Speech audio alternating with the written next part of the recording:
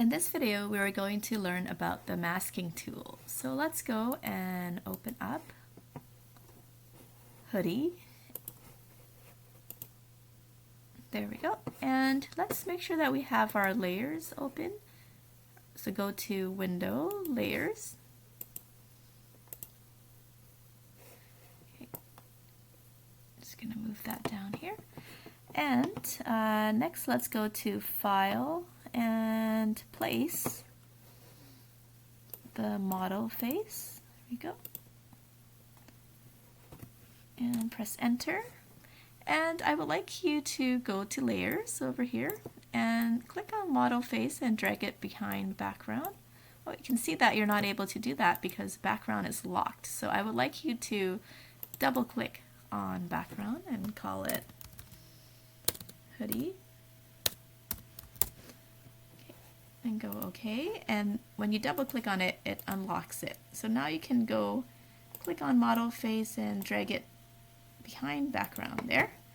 Okay, so what I would like to do is replace his face with her face. Okay, so first we have to take away this area. So perhaps you would have thought of another way to do it, which is to use a selection tool like perhaps this lasso one or polygonal one, and then do a cutout here and then delete or cut.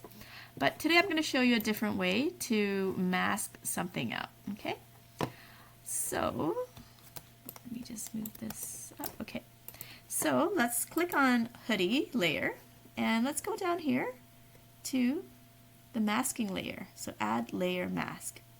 Let's click on that. Alright, so now you can see something else has been attached to the hoodie image. That is called the mask. So the mask hides parts of the image. And to hide parts of the image, you have to go to your brush tool. In the tools panel, it's just the regular brush tool. Make sure that you're on the brush tool, not color replacement or mixer brush tool, that you're on the regular brush tool. Alright, and then let's go to his face and make sure that you're over here, okay, which by default you should be over here on the mask, not the image. Okay, can you see the difference? This is the mask and this is the image, so you have to be on the mask. Okay, by default you should already be there, and now you can click and drag and you can see that girl's image behind you that's showing up, right? Because I'm taking away his face. I know it looks a little bit strange.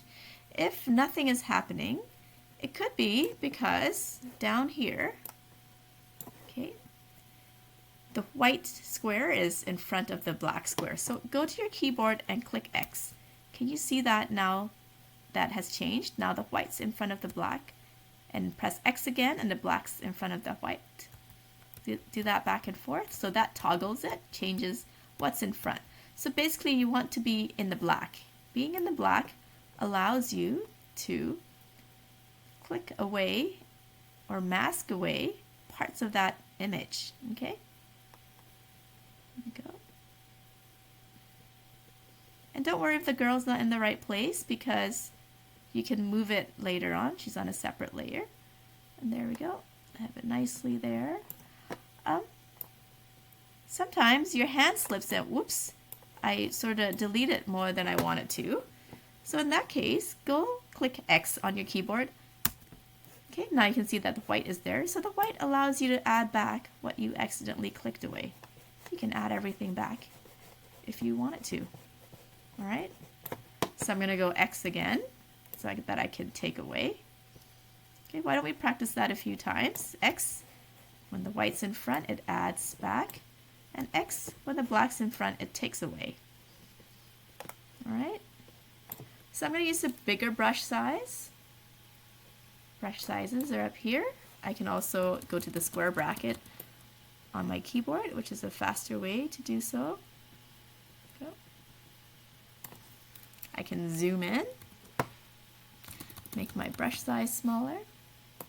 When I click and press Shift and click again, somewhere down the road, it makes a straight line. There we go.